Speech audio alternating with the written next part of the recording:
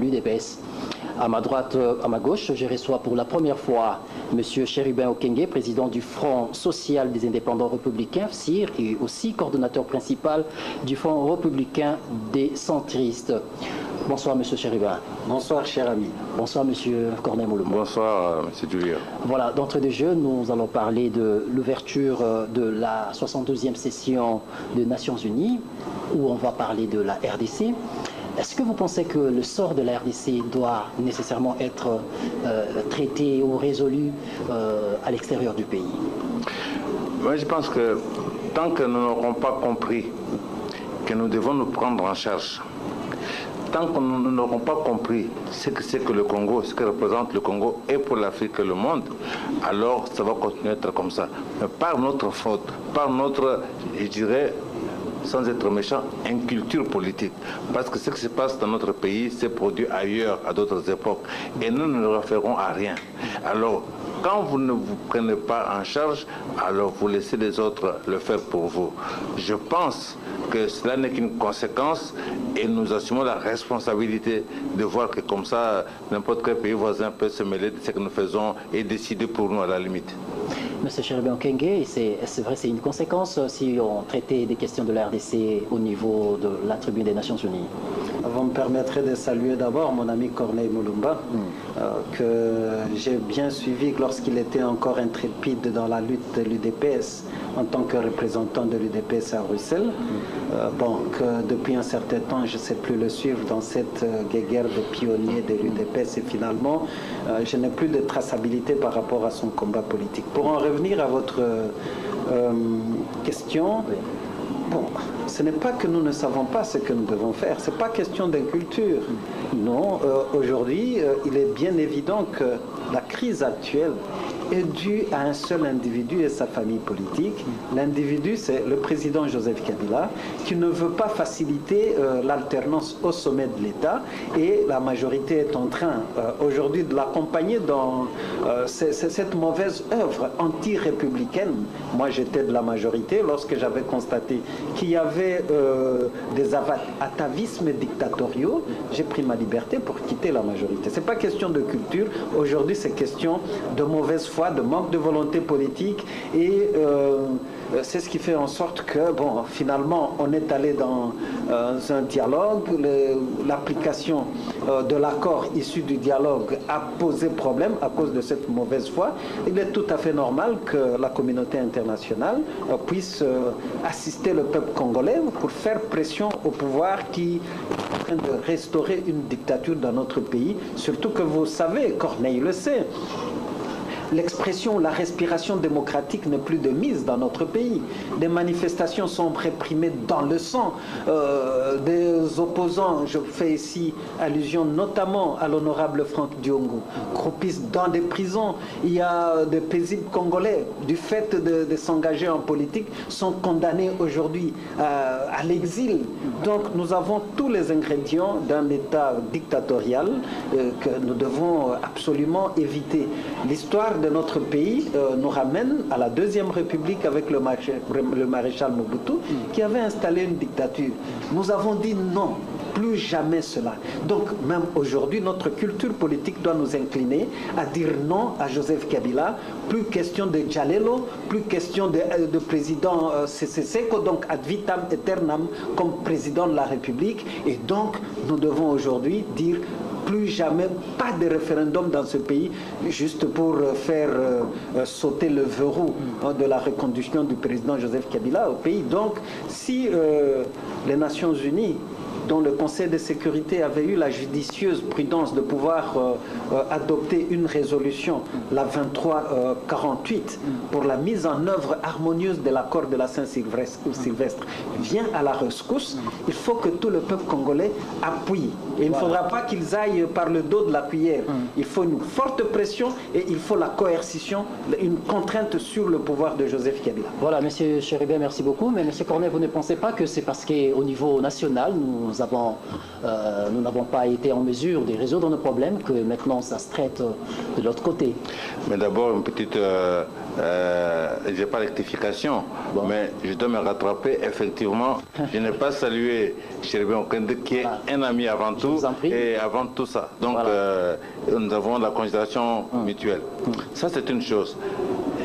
Il me semble le devoir de lui expliquer, puisqu'apparemment, il ne suit pas ma traçabilité. Maintenant, je suis très stable et ma trajectoire est tout à fait limpide. Je me suis battu pour que dans ce pays, il y ait la démocratie. Et lorsque nous avons amorcé ce combat, et les témoins sont encore là et vivants, n'est-ce pas? Joseph Kabila avait 10 ans. Moi, je ne suis pas engagé dans le combat pour combattre Joseph Kabila. C'est rien du tout ça. Il est là, il passe, il va passer. Nous nous sommes battus pour des choses plus profondes. Comment se fait-il que dans ce pays qui s'appelle la RDC, où nous avons le meilleur climat du monde, nous avons toutes les possibilités, les gens continuent à mourir de faim? Comment revenir au sujet? S'il vous plaît, c'est très important cette traçabilité, parce qu'il faut qu'il la saisisse, apparemment il n'a pas compris. Comment expliquer que dans ce pays qui a tout ce qu'il faut sur le plan économique, les gens nous continuent à avoir une monnaie qui n'a pas de valeur au-delà de notre frontière. Mais en 80, lorsque les 13 parlementaires écrivent la lettre ouverte, ils parlent de la situation sociale. Kabila n'est pas là. Lorsque, en 1979, Monseigneur Kabange, archevêque de Lubumbashi, écrit une lettre pastorale, je suis un homme, et décrit la situation sociale, n'est pas là. Donc nous avons le devoir, nous qui sommes des leaders politiques, de voir un peu plus loin que les apparences. Nous n'avons pas à nous aligner sur le peuple. Si nous devons indiquer la voie au peuple. Quelles sont les meilleures voies, quelles sont les voies à suivre pour que nous puissions sortir de là? C'est ça notre devoir. Les individus passent. Tu sais qu'il n'est plus là aujourd'hui. Kibasa n'est plus là aujourd'hui. Mobutu n'est plus là aujourd'hui. Et pourtant le Congo est là. Et chaque jour des Congolais naissent et nous avons le devoir de les amener à un mieux vivre. Voilà, on revient au sujet. Bien. La question. Encore une précision. Écoutez, mon frère, la crise n'est pas due à un seul homme. C'est rien du tout, Kabila. Il va passer. Allons plus loin. Voyons quelles sont les causes profondes. Mais c'est lui quand même en commande. Mais il est en commande aujourd'hui. Avant lui, il y avait quelqu'un. Après, il y aura quelqu'un. Si nous ne faisons rien, celui qui viendra après ne pourra non plus rien. C'est pour ça que nous avons le devoir d'aller plus loin, beaucoup plus loin que les simples apparences. Il ne suffit pas de dire que Kabila doit partir. Ça, c'est une chose. Nous devons respecter nos textes, mais nous devons aller plus loin. Pourquoi est-ce que Tshisekedi n'a pas été candidat en 2006? Pourquoi est-ce qu'en 2011, les résultats ont été truqués? Et les mêmes qui sont en train d'adopter les résolutions ont prétendu que oui, c'est vrai, il y a eu des tricheries, mais les résultats ne sont pas de nature à, les tricheries ne sont pas de nature à remettre en cause fondamentalement les résultats des élections. Parce que c'était leur stratégie, c'était leurs hommes. Alors pour une fois, pensons au Congo et aux intérêts des Congolais. Voilà, merci M. Corneille. Mais est-ce que, M. Cherubim Okenge, qu'est-ce qu'on peut entendre de cette session des Nations Unies? Je veux dire qu'il y a des enjeux très substantiels par rapport à la crise qui étreint notre pays pour le moment. Lorsqu'on parle de Joseph Kabila, ça serait une erreur que de penser à l'individu Joseph Kabila. Il ne faut pas oublier que Joseph Kabila représente toute une institution président de la République, et dans l'attelage institutionnel de notre pays, c'est une institution extrêmement importante. Voilà pourquoi nous devons faire très attention. Bon, voilà.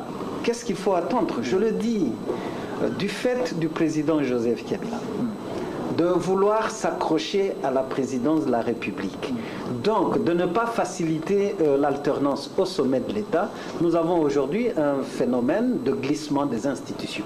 Et cela a été entretenu durant tout un cycle électoral qui est de 5 ans. Il faut savoir dire non à des velléités pareilles, et c'est cela, faire la politique sur la base des valeurs républicaines au lieu de caresser le pouvoir en place dans le sens du poil pour s'octroyer de postes. Oui, bien entendu, l'UDPS, comme l'avait dit mon ami Corneille, avait incarné un certain leadership à un certain moment, bien que personnellement je n'ai jamais été tenté que d'être membre de l'UDPS. Il y a de la considération républicaine par rapport au combat qu'ils ont mené. Mais que reste-t-il de ce combat aujourd'hui dans la construction démocratique? Donc si on dit, bon voilà, nous nous sommes battus, Joseph Kabila n'était pas encore né, ou il avait 10 ans, j'en passe, ça ne veut rien dire que ce soit les mêmes idéologues qui donnent du lot au moulin de Joseph Kabila aujourd'hui. Aujourd'hui, qu'est venu faire Sami Badibanga comme Premier ministre de Joseph Kabila? Que fait aujourd'hui Bruno Tshibala, pétri dans la même lutte de l'UDPS, comme Premier ministre de Joseph Kabila, sans les prérogatives d'un véritable chef du gouvernement? C'est cela la véritable question. Mais la culture politique, qu'est-ce qui fait en sorte que quand on sait que l'autre côté procède par le débauchage politique pour vous ridiculiser et finalement jeter votre réputation en pâture? Vous y allez pour que demain on dise ah non, c'est notre responsabilité, il y avait un président avant Joseph Kabila, il y aura un autre président après Joseph Kabila.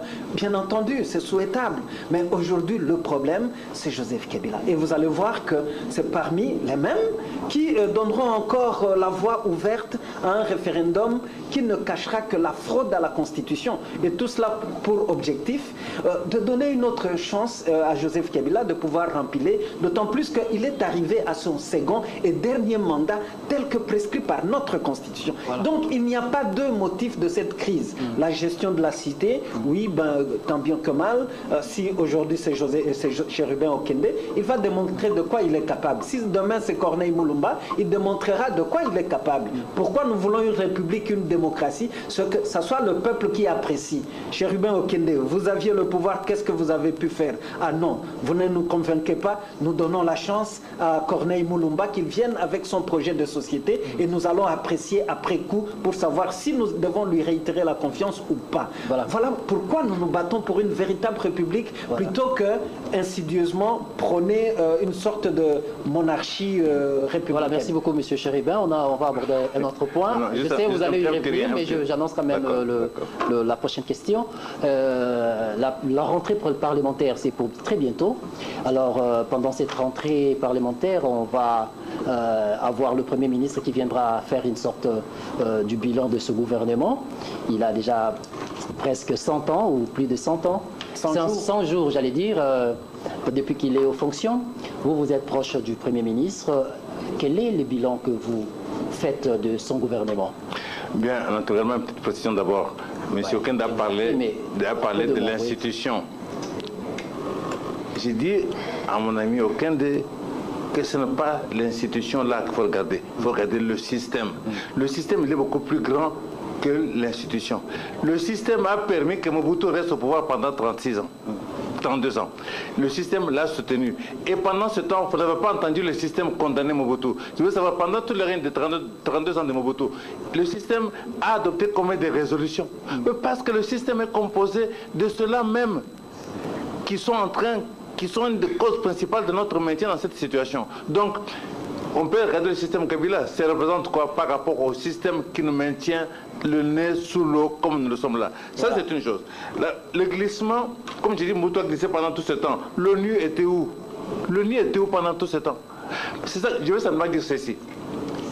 J'ai plus confiance en M. Okende, Congolais comme moi, chez moi, qu'en l'ONU, composé des gens qui sont ailleurs et décident. Si nous trouvons des compromis entre nous ici comme nous sommes là, ce sera beaucoup plus profitable au pays qu'autre chose. Et maintenant, l'autre réalité politique est que le jeu politique est un jeu de rapport de force. Et l'affaiblissement de l'UDPS que je regrette amèrement, et je donne la faute pas à nous-mêmes d'abord en interne, à l'UDPS, en commençant par son chef jusqu'aux autres. Parce que nous avions besoin de l'UDPS en tant qu'instrument pour peser dans la démocratie. Ça, c'est une chose.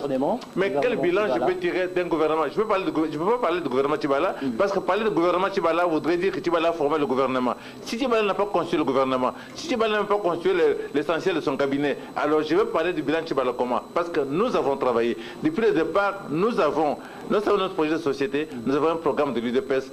Et le jour où l'UDPS exercera le pouvoir, le jour où l'UDPS désignera officiellement Premier ministre pour former le gouvernement, alors j'endosserai et je défendrai le budget parce que je suis de ceux qui ont rédigé le programme gouvernemental de l'UDPS depuis que nous continuons à actualiser. Donc, à ce stade, Bruno Tshibala est de l'UDPS, mais le gouvernement qui est là, c'est pas un gouvernement constitué par l'UDPS. Donc, comment assumer la responsabilité, comment endosser les actes d'un gouvernement que vous n'avez pas annoncé? Mais c'est à peu près ce que M. Chéribe a dit, mais comment il peut accepter, assumer des fonctions au moment où il sait qu'il n'aura pas les mêmes vies? Écoutez, ça c'est la question qu'il faut lui poser à lui. C'est lui qui peut endosser. Mais moi je ne peux pas endosser ça. Je ne peux pas endosser l'action du gouvernement Tchibala parce que, je veux dire, ce gouvernement n'a pas été constitué. Et je pense que quand nous regardons la composition de ce gouvernement, il n'est même pas constitué de manière à relever les défis qui sont devant nous.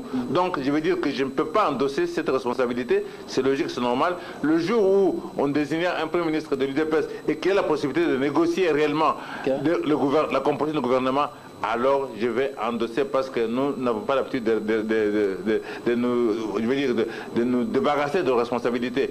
Et nous savons ce qu'il faut faire pour sortir le pays de la difficulté parce que des solutions, des voies existent et nous y avons mûrement réfléchi. Elles sont là, le DPS les a et nous savons ce qu'il faut faire pour en sortir. Voilà, M. Chéribe Okenge, quelle est votre lecture Okende, c'est Okende, pas Okenge. Okende, oui, c'est un entité là. Oui, je sais, c'est un entité là. Bon.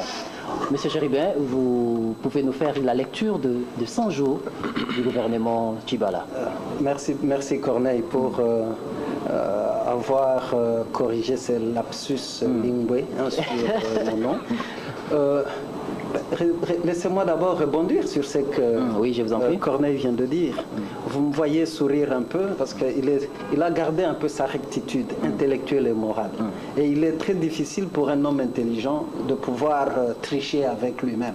Voilà. Donc il se trouve dans un inconfort de défendre ce qui ne relève pas de ses convictions. Et là, j'apprécie. J'apprécie parce que aujourd'hui, Bruno Tchibala, Premier ministre, de la manière dont il a été nommé à ce poste, c'est une imposture qui fait honte et qui fait même insulte à l'UDPS. S'il faut que nous voyons aujourd'hui son action à la tête du gouvernement, mais c'est un échec total, qui fait davantage la honte même à la République. Bruno Tchibala s'est improvisé à promettre aux fonctionnaires le réajustement de salaire depuis le mois de juillet. Vous avez suivi toute la cacophonie. Aujourd'hui, il est à l'origine de tous les remous sociaux qu'on est en train de voir, ça et là. Donc, incapable d'atteindre le premier objectif qui lui a été assigné, celui de restaurer un tant soit peu le social des Congolais. Aujourd'hui, la crise, elle est exacerbée. On nous dira bien que non, elle n'a pas commencé avec Bruno Tchibala. Oui, bien entendu, un homme d'État doit prendre la mesure du défi qui lui est présenté et lui-même a dit « je vais vaincre, je vais donner des solutions ». Donc c'est un échec total. Deuxième objectif qui a été assigné à Bruno Tchibala, c'est d'amener le peuple congolais aux élections dans les délais prévus, prescrits dans l'accord de la Saint-Sylvestre. Aujourd'hui, c'est lui qui commence à aller au niveau de la SADC, plaider qu'il n'y a pas d'argent, qu'il n'y a pas de moyens. Donc, un aveu d'incapacité de mobiliser les moyens pour atteindre les objectifs qui lui ont été assignés. Et il fait aujourd'hui le maillon d'une chaîne anti-démocratique. C'est criminel ce qui est en train d'être fait et c'est contre la République ce qu'il est en train de cautionner. Et c'est là que ça m'ouvre un peu la voie pour dire encore à Corneille Mulumba, dans une véritable démocratie, dans un véritable état de droit, nous n'avons pas besoin des rapports de force parce que cela procède de l'arbitraire. Nous avons besoin de la force de rapport à travers les institutions. Et c'est ce qui nous fera que nous ayons des institutions fortes au lieu de nous ériger derrière des individus apparemment forts. Et ce sont ces individus-là apparemment forts que depuis la Deuxième République ont consacré le véritable paradoxe congolais. Quel est-il ce paradoxe? Il l'a effleuré. Nous avons un pays qui a des potentialités prodigieuses. Le pays le plus riche en termes de potentialité du monde, plus que les États-Unis d'Amérique. Mais nous avons des populations pauvres, des pauvres de la planète. Une misère obscure, humiliante. Et c'est ce qui fait maintenant l'interpellation de nous tous politiques pour dire pourquoi cet état de choses. C'est la manière de faire la politique. Tant qu'il y aura des opportunistes qui vont se positionner juste pour leurs intérêts, il sera difficile que nous puissions alimenter l'intérêt général et contredire ce paradoxe. Et ce n'est pas question d'individus, de systèmes. Non, le système est toujours incarné par des individus qui l'exercent. Moi, je n'ai pas de honte de vous dire que j'avais milité dans la majorité, mais avec des principes, avec des convictions, que c'est l'état de droit. Si je constate que cette majorité ne plaide plus, ne prône plus, ne se bat plus pour la République, et nous commençons à rentrer dans le dialogue, libre à moi de quitter.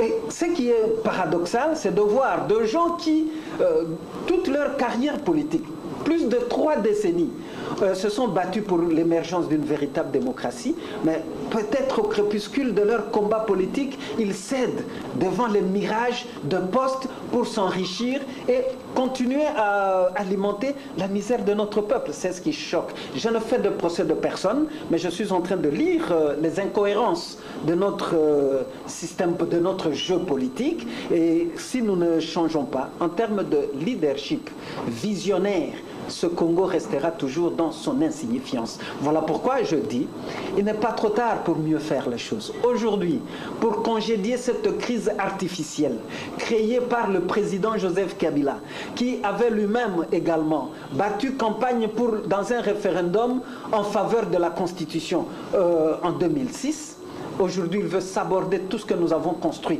en tant que républicains, ensemble, pour que nous rentrions dans des régimes ad vitam aeternam, où on va attenter à l'article 220 de la Constitution sous prétexte d'un référendum qui ne reflètera que la fraude à la Constitution. Nous devons dire sincèrement non.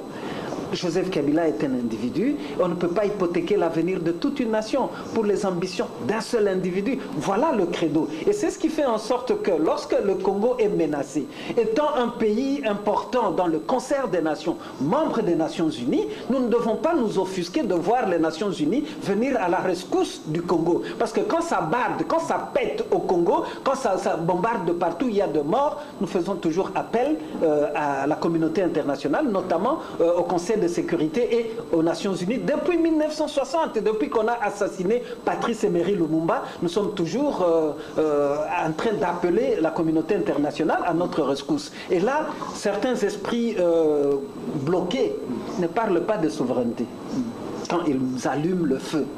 Mais quand on nous dit, pour que vous viviez mieux, pour que vous soyez utile avec la finalité du pouvoir politique, utile à votre peuple, respecter les règles démocratiques, c'est ce qui va amener à ce que le Congolais puisse jouir des richesses de son pays. À ce moment-là, nous glosons pour dire non, voilà, c'est l'ingérence, la communauté internationale. Non, resituons les choses à leur niveau. Le Congo ne va jamais évoluer en vase clos aujourd'hui qu'il y a la mondialisation même et de l'économie et de la politique. Monsieur Chéribé, merci pour votre intervention. Nous cheminons vers un front commun de l'opposition. Félix Tshisekedi a fait un appel à toute l'opposition pour obtenir une transition politique sans Joseph Kabila. Monsieur Corneille Mulumba, vous êtes... Bon, naturellement, c'est d'abord... Bon, en fait... oui, mais c'est normal. Oui, mais vous allez prendre... Laissez-moi le temps de finir ma question. Vous êtes de l'UDPS. Est-ce que vous avez été contacté par Félix Tshisekedi parce qu'il fait partie de votre formation politique? Bien, merci. D'abord, mais M. Okende fait le procès et de l'UDPS et de ceux de l'UDPS qui sont dans les institutions. Je ne peux pas dire que j'ai fait le procès de personne. Ce n'est pas exact. Ceux qui l'ont enregistré, qui l'ont entendu, peuvent le constater. Il y a une autre dimension importante. M. Okende vient de se rendre compte, il y a 1 an ou 2, que le pays va mal, que Kabila gère mal, que Mobutu gère mal, ainsi de suite. Ça fait 37 ans. Ce que nous vivons aujourd'hui est la conséquence d'une gestion intérieure, aggravée, je n'en disconviens pas, mais ça ne date pas d'aujourd'hui. La ruine de notre société ne date pas d'aujourd'hui. Et que donc, lorsque nous nous sommes levés pour nous opposer à cela, pour combattre cela, au risque de notre vie, nous aurions préféré qu'il était avec nous, avec ceux qui voulaient que cette chose change. Joseph Kabila est là depuis 2001, n'est-ce pas? Et il vient de se rendre compte il y a 2 ans que ça gère mal, parce qu'on approche des élections, parce qu'on voudrait on veut se démarquer, c'est une chose. Mais non, mais ça va, on gère mal depuis un certain temps, et il aurait fallu qu'il soit avec nous depuis le début. C'est important de le dire. Encore une fois, on a besoin des solutions. Quelle voie pour en sortir? Comment nous en sortir? C'est ça qu'on attend de nous. pas continuer. On peut citer 1000 fois le nom de Kabila, ça ne change absolument rien. Ça ne veut pas pousser des cheveux. Par contre, on a besoin des indications précises. Comment faire en sorte que le Congolais puisse manger? Que faire exactement? Donc, si vous écoutez bien, tout cela, on ne l'entend pas. Écoutez un peu les arguments en général. Oui. On est superficiel, on doit aller en profondeur, réfléchir sur des solutions. Et nous y avons réfléchi. Nous avons eu le temps de réfléchir. Quant au front commun de l'opposition, voilà. J'en conviens avec M. Okende. Comment M. Tshilombo va lancer un appel au front commun de l'opposition quand même, à l'UDPS même, on n'a pas encore été capable de nous structurer, de nous organiser. La principale force de l'opposition s'appelle UDPS. L'UDPS est au rassemblement et ceux que vous avez cités sont en train de mettre le rassemblement au service du G7 et j'en passe. Donc, je crois que le premier combat à mener, c'est de reconstituer cette grande machine qui doit peser sur la vie de la démocratisation de notre pays et sur l'amélioration des conditions de vie de notre population. Ça, c'est important. Le front commun, je n'en vois pas d'urgence d'abord que l'UDPS fasse son travail. Alors, à ce moment-là, dans le cadre d'un front, avec les autres, on peut faire quelque chose. Mais si vous n'êtes pas organisé, qu'est-ce que vous allez faire dans les alliances, dans les organisations? On va vous écraser, on va jouer avec vous, on va continuer à vous débaucher, jongler avec vous. Donc, le travail est d'abord interne à l'UDPS et pas le reste. Voilà, M. Chéribin, est-ce que vous pensez qu'il n'y a pas urgence, comme l'a dit M. Corneille Mboulouba? Il y a extrême urgence. La première chose, la première précision que je donne, c'est que je ne fais pas le procès de l'UDPS. Encore que je ne suis pas de l'UDPS, je n'improvise pas de leçons à qui que ce soit. Nous sommes en train de lire et d'écrire une page de l'histoire politique de notre pays, comme nous l'a recommandé Patrice Emery Lumumba. Donc nous devons avoir une lucidité soutenue pour lire les véritables signes du temps. Sinon, l'histoire est un éternel recommencement. Ce qui s'est passé en 1960 risque de se reproduire maintenant et finalement, c'est dans un cercle vicieux que nous risquons d'être pris. Or, en tant que républicains, nous cherchons un cercle vertueux pour que nous puissions vivre dans un pays qui sera différent de celui que nous avons vécu, dans lequel nous avons vécu hier. La première précision. La deuxième, non, Chérubin ne s'est pas réveillé en retard. Chérubin essaie de faire de la politique à partir de certaines valeurs, en respectant une certaine éthique. Je vais ici déclarer fort et le souligner. C'est en âme et conscience que Chérubin Okende et son parti faisaient partie de la majorité présidentielle. À partir de 2006, nous avons cru en des valeurs républicaines. Nous avons cru en une vision et que je peux décliner. Les 5 chantiers, ce n'est pas un slogan creux, cela procède de toute une vision. Et nous avions pensé que Joseph Kabila incarnait le leadership pour conduire cette vision-là. Voilà pourquoi nous l'avons soutenu. Mais dans quel cadre? Dans un cadre constitutionnel, dans un cadre républicain. Dès lors que nous avons vu, parce qu'au fait, au finish, on devrait faire le bilan. Qu'est-ce qui a été réalisé, qu'est-ce qui n'a pas été réalisé. Mais la Constitution dit qu'il n'a qu'un mandat de 5 ans, une fois renouvelable. Après cela, il faut respecter la Constitution. Le point de rupture, maintenant, ce sont ces attentats contre la Constitution. Nous, étant républicains, nous disons non, nous devons sauver plus les valeurs républicaines que nous aligner derrière l'angélisme du culte de la personnalité. En fait, le front commun de l'opposition, nous on l'appelle autrement. Le front commun du citoyen, parce que le citoyen dans une république, c'est tout celui qui croit avoir de droits et de devoirs dans la République. Tout citoyen congolais qui croit avoir de droits, il se dit notamment d'élire librement ses dirigeants, il doit soutenir le Front commun pour que le président Joseph Kabila ne soit plus l'obstacle à l'avènement d'une véritable démocratie dans ce pays. Donc ce n'est pas une affaire de l'UDPS. Il ne faudra pas restreindre cette perspective politique de combat au niveau d'un seul parti politique. Sinon, nous serions obligés, nous tous, d'être derrière l'UDPS. C'est ce que nous ne faisons pas. Voilà, mais M. Chérubin, comment est-ce que vous allez y parvenir, disons, pour obtenir cette transition politique? Par quels moyens, par quel mécanisme vous allez obtenir cette transition politique? Je risque de décliner des stratégies politiques, ça serait imprudent pour moi. Mais nous disons au peuple congolais, le président sortant, Joseph Kabila, doit partir. s'il y a eu un accord de la Saint-Sylvestre, c'est pour donner la chance à un apaisement, pour que nous puissions avoir une courte période provisoire et organiser des élections. Mais le désenchantement est que ça possède de la stratégie de la majorité pour contourner les élections et continuer dans une crise de légitimité des institutions. Toutes les institutions à mandat électif sont aujourd'hui illégitimes. Alors, il faudra que maintenant, comme le peuple est en train de se réveiller, il doit d'abord dire non à toute forme d'escroquerie politique à travers un référendum spécieux. La rentrée parlementaire s'annonce, c'est une rentrée de tous les enjeux, parce que c'est là qu'on va commencer à jeter le ballon d'essai pour nous amener à un référendum, que le peuple congolais se prenne réellement en charge, refuser toute forme de référendum pour qu'on puisse déverrouiller les dispositions intangibles de notre Constitution. Donc il faut se préparer pour ce faire et il y a toute une batterie d'actions qui ont commencé mais qui seront poursuivies jusqu'à ce que tous ceux qui complotent aujourd'hui pour que le peuple congolais n'ait pas une véritable démocratie, soit mis hors d'état de nuire. Et le peuple congolais, dont relève la souveraineté, est capable de le faire. Ouais, Monsieur Corner, naturellement, vous allez réagir. Absolument, absolument. D'abord parce que M. Okende a créé son mouvement en même temps que le G7 pratiquement. C'est-à-dire qu'au moment où il devient manifeste que le pouvoir de Kabila se termine, n'est-ce pas? On se prépare à cela. C'est tout à fait, je respecte, c'est la liberté, c'est le droit. Leur droit le plus, c'est qu'à tout moment, on peut se rendre compte. Mais il a fallu beaucoup de temps pour se rendre compte que ça allait mal. Et il a fallu beaucoup de temps pour se rendre compte des 5 chantiers. Quel est le problème fondamental de vos 5 chantiers?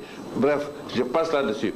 Je voudrais dire que je confirme que la politique est un jeu de rapport de force. Je veux dire quoi par là? Si l'opposition est désorganisée comme elle est désorganisée, fatalement on va marcher dedans comme dans du beurre. C'est clair. L'opposition doit s'organiser, se structurer, peser, parce qu'il faut mobiliser l'opinion, il faut mobiliser la population. Mais je ne parle pas, vous dire par exemple de l'UDPS, non. L'UDPS avait des capacités. Désorganisé, je ne dis reviens pas, mais a des capacités qui peuvent permettre que dans ce rapport de force, qu'effectivement on maintienne le bateau, le village, je veux dire l'église au milieu du village et qu'on aille de l'avant parce qu'on sait ce qu'il faut faire. Donc le rapport de force, il est là, il est nécessaire, il est absolument indispensable. Je crois que les élections, c'est très très important. On ne doit pas jouer avec les élections. Parce qu'autant les élections peuvent consolider nos institutions, consolider notre démocratie, mais les élections peuvent aussi mettre le feu au pays si des personnes se revendiquent d'être élues, d'autres contestent, se contestent, s'autoproclament, ainsi de suite. Donc faisons avec des élections. La question se pose, que devient la Constitution le jour où le pays a pris feu? C'est n'importe qui, c'est n'importe quoi. Alors veillons d'abord à ce que le pays ne prenne pas feu. Veillons à ce qu'on ne vienne pas nous déstabiliser. Parce qu'une fois qu'on l'a déstabilisé, notre constitution là, on la prend, le pouvoir dictatorial, le pouvoir militaire qui vient après, il prend la constitution, il la met à la poubelle. C'est ça la réalité. Vous craignez que cet appel à la transition puisse mettre du feu au pays? Le problème aujourd'hui, c'est l'appel à la transition. Il y a eu, on fait référence aux discussions du centre interdiocésain, où on a dit que si on n'a pas mesure d'organiser les élections en décembre, le CNSA, le gouvernement et la CENI se retrouvent pour évaluer la situation et on va fixer une nouvelle date. C'est ce qui est convenu dans l'accord. J'étais contre cet accord-là. J'ai dit que c'était une imposition de l'extérieur et j'avais dit que c'était une bombe à retardement. Bref, mais ça a été signé, ça se trouve là-bas. Alors, puisqu'on a prévu qu'en cas de si on n'est pas prêt, on doit évaluer la situation, ainsi de suite. Alors comment est-ce qu'on peut venir dire que dans 3 mois, donc d'ici décembre, il faut qu'on ait les élections, dans les conditions que l'on sait? Donc ceux qui exigent qu'il y ait des élections en décembre veulent mettre le feu au pays, font le jeu de l'extérieur, de ceux qui en réalité, ont des personnes, des hommes de paille à placer à la tête de notre pays. Alors ces gens-là ne veulent pas qu'il y ait des élections, ils veulent qu'il y ait des confusions pour les placer. Petite précision importante, la communauté internationale, la MONUSCO, elle est là. Nous sommes-nous jamais interrogés sur le nombre, l'effectif réel de la MONUSCO dans notre pays. Officiellement 20 000. Mais combien sont arrivés ici sous d'autres casquettes, des hommes d'affaires, des ONG et j'en passe. Peut-être qu'ils sont 20, 30, 40 ou 50 000, on n'en sait rien. Et avec un armement beaucoup plus sophistiqué que le nôtre, avec des soutiens extérieurs plus importants. Alors, nous sommes là, dans notre pays, avec autant de militaires étrangers, surarmés et commandés par des pays étrangers, pas de puissances étrangères. Nous sommes en insécurité et ils sont capables de placer leurs hommes de pays à tête de notre pays. Soyons Congolais, soyons patriotes avant tout, c'est ce qui est important, voilà. avant toute autre chose. Voilà, merci M. Corneille. Mais M. Chéribé Okende, est-ce que vous ne pensez pas que votre appel à la nation ou bien à toutes les forces politiques de l'opposition de se rassembler, ça peut susciter de soulèvements, de réactions au niveau de la population, vous savez, contre les institutions, par exemple, les institutions en place? Il n'y a jamais eu de démocratie octroyée. Si vous attendez une démocratie octroyée, au lieu de l'assumer, vous aurez une démocrature et non une véritable démocratie. On doit vivre la démocratie. Et ici, nous ne faisons pas l'incitation à la haine ni à la violence. Nous voulons vivre notre démocratie en récupérant la souveraineté qui revient au peuple. C'est essentiel. Alors finalement, lorsqu'il y a de marches pacifiques, il y a la dictature qui vient, qui tue, qui allez-vous condamner dans une république?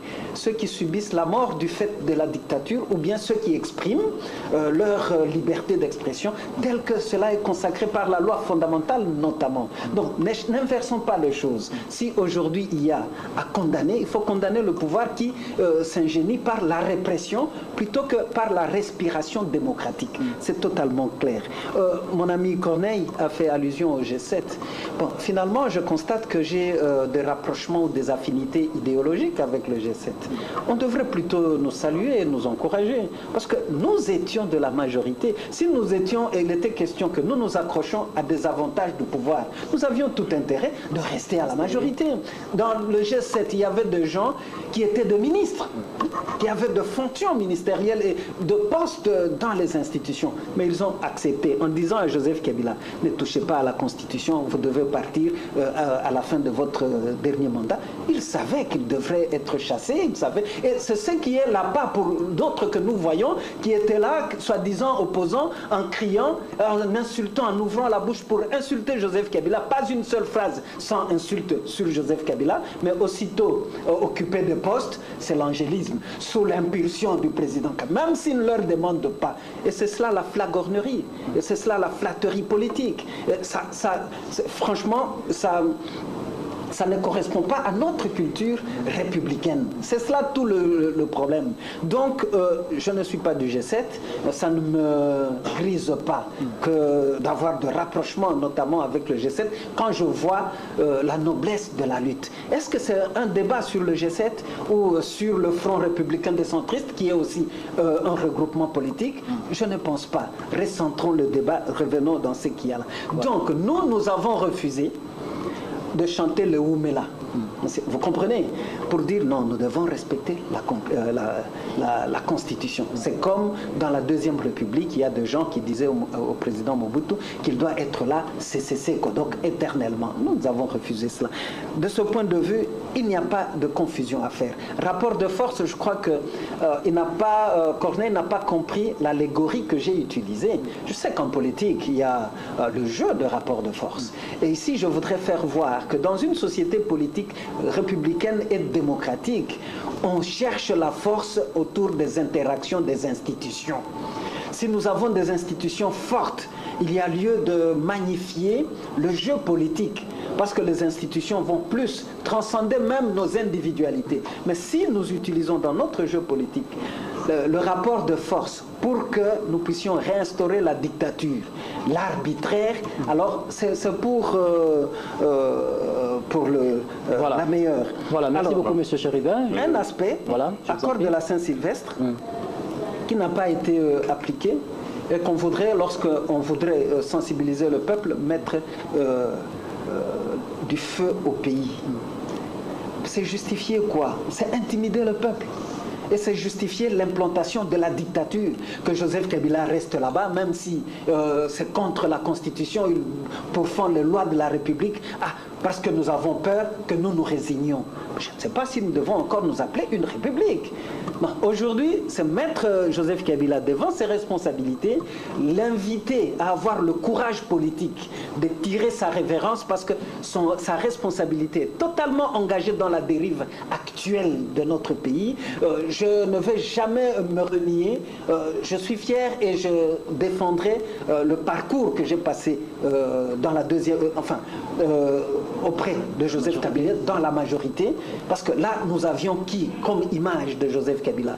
Momemi Maki, un pacificateur. Mais aujourd'hui, il y a la transmutation de l'homme. Nous venons aujourd'hui un belliciste, prêt pour la guerre, et on vous montre comment... bon, voilà. Alors, qui va mettre du feu au pays, sinon ceux qui trahissent le peuple et qui voudraient, à cause de leur positionnement individuel, que ce peuple continue à être chosifié par la dictature. Voilà, maintenant nous allons parler de la CENI. C'est Corneille, oui, on parle de la CENI. D'ailleurs, c'est la dernière question. La CENI en prévoit déjà d'organiser un vote électronique. Monsieur Corneille, au niveau de l'opposition, disons de l'UDPS, est-ce que vous pensez que ce vote électronique peut avancer les choses? Bien, c'est une meilleure façon je vous réponds, mais en précisant d'abord qu'il ne s'agit d'aucune noblesse, aucune noblesse de la lutte, parce qu'à partir du moment où, quelques mois avant la fin du régime, de pouvoir en place, on parle de Kabila doit désigner un dauphin, parce qu'on s'attend à être désigné comme dauphin, et qu'on n'est pas désigné comme dauphin, alors on part. C'est pas de vous que je parle, c'est pas de vous que je parle. C'est pas de vous que je parle, je vous assure. Non, je vous connais très bien pour cela. J'ai dit simplement qu'à partir du moment où le groupe de G7 particulièrement, où on sait qu'on est... on doit récupérer le pouvoir après le mandat de Kabila, et qu'on sent qu'il ne veut pas organiser les élections, qu'on est pressé et qu'on fait ce qu'on fait, chacun assume. C'est leur droit le plus strict. Mais qu'on ne dise pas de noblesse de la lutte, parce qu'il n'a pas fallu attendre quelques mois avant la fin de choses pour à ce moment-là découvrir la noblesse de la lutte. Ça, c'est une chose. On y vient. En ce qui concerne notre pays, il s'agit de prendre conscience de la réalité de notre pays, de la fragilité de notre pays sur tous les plans.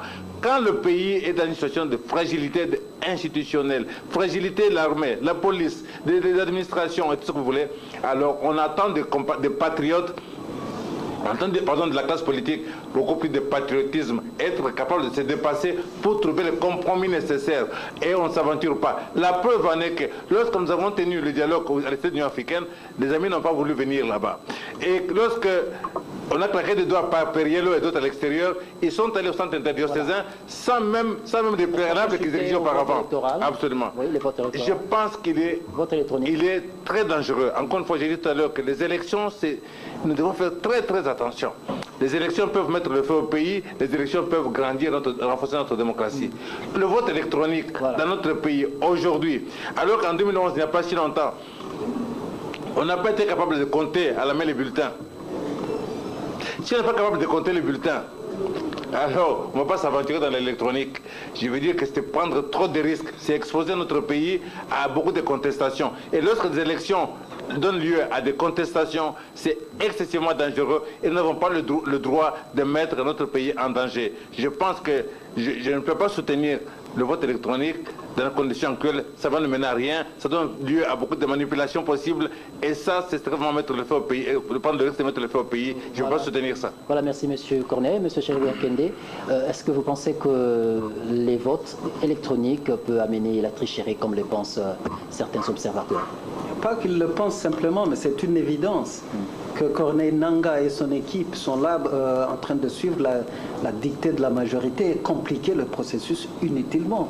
Donc, ils sont en train de mijoter un plan de tricherie à travers le vote. Aujourd'hui, le nouveau paradigme, c'est quoi? Vote électronique pour diminuer le coût et tout. Oui. Et vous constaterez que dans cette complication, Corneille Nangaa vous parlera d'un budget d'environ 1,3 milliard de dollars. Comme si on avait fait la tabula rasa, que la CENI n'a jamais existé, les 5 ans du cycle électoral On les a épongés sans que le Trésor public ne fasse sortir un seul rond, mais c'est extrêmement grave. Mais nous connaissons les joueurs et leur jeu. Voilà. Donc ce sont des complications et il ne faudra pas attendre qu'avec Joseph Kabila, qui caresse encore l'opportunité d'arriver dans un référendum et tout, maintenant la CENI sous son joug, qu'on aura de véritables élections transparentes. Voilà. Donc c'est vraiment relevé. Si vous me permettez juste une parenthèse, minutes, je voudrais cette image d'être pressé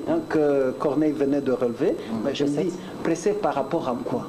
Il parlait de G7. Bon, écoutez, quand on tend vers la fin... Vous n'êtes pas porte-parole du G7, vous n'êtes pas obligé à répondre à cette question. J'étais aussi dans la majorité et j'ai quitté la majorité quand j'ai vu qu'il n'y avait pas cette volonté de respecter la Constitution et l'ordre constitutionnel ou républicain établi. Voilà. Donc, en droit constitutionnel, il y a un principe de la prédictibilité qui doit se trouver dans la Constitution. C'est-à-dire, vous avez des délais, vous savez qu'après tel délai, qu'est-ce qui peut arriver? C'est cela la prédictibilité. Et en voyant le cycle électoral, la Constitution ayant dit que le mandat du président de la République est de 5 ans, une seule fois renouvelable, après 5 ans, normalement, en respectant le principe d'un état de droit, nous devions savoir que Joseph Kabila devrait partir. Ça pouvait être aussi une preuve de loyauté du président Joseph Kabila envers sa famille politique et même envers la République, que de dire, oui, mon mandat est fini, je pars. On ne peut pas mystifier outre mesure le Dauphinat. Vous avez vu après Mandela, est-ce qu'il y a eu de problèmes en Afrique du Sud? Dans d'autres pays, c'est clairement connu qu'après, quand il y a un régime politique, donc là n'existe pas le prétexte. Donc je me dis, aujourd'hui nous avons une crise extrême. La meilleure façon de pouvoir adresser cette crise, c'est d'identifier la racine du mal. Aujourd'hui, la racine du mal, c'est cet accrochage-là du président Joseph Kabila à la présidence de la République. Quand il dira, même à la CENI ou à sa famille politique, que je pars, vous allez voir que d'un cran, la crise va tomber. Et même dans la majorité, il y a encore des compatriotes qui peuvent bien être candidats président de la République, pourquoi pas. Voilà, merci beaucoup M. Chérubin Okende, merci M. Corneille Mulumba d'être venu c'est trop court, hein? Malheureusement. Surtout quand je suis en face de mon frère et ami. Malheureusement, je ne sais pas si les deux co-débatteurs de ce soir sont d'accord. On peut y revenir le vendredi prochain. D'ailleurs, nous allons aborder la question du référendum et aussi le dauphin du président Joseph Kabila. Mais je pensais avoir quelqu'un de la majorité ou simplement du PPRD. Mais on va voir. Mais c'est vraiment des questions qui sont le plus citées dans la ville.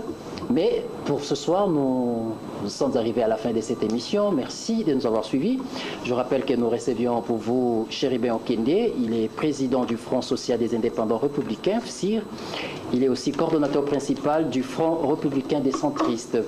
Et à ma droite, je recevais pour vous M. Corneille Mulumba, membre cofondateur de l'UDPS et porte-parole de pionnier de l'UDPS. Madame, Monsieur, merci de nous avoir suivis et bonne suite des programmes sur Saint-Bédégir. Ah oui, mais... Il n'y a rien de personnel. Merci beaucoup. Au revoir.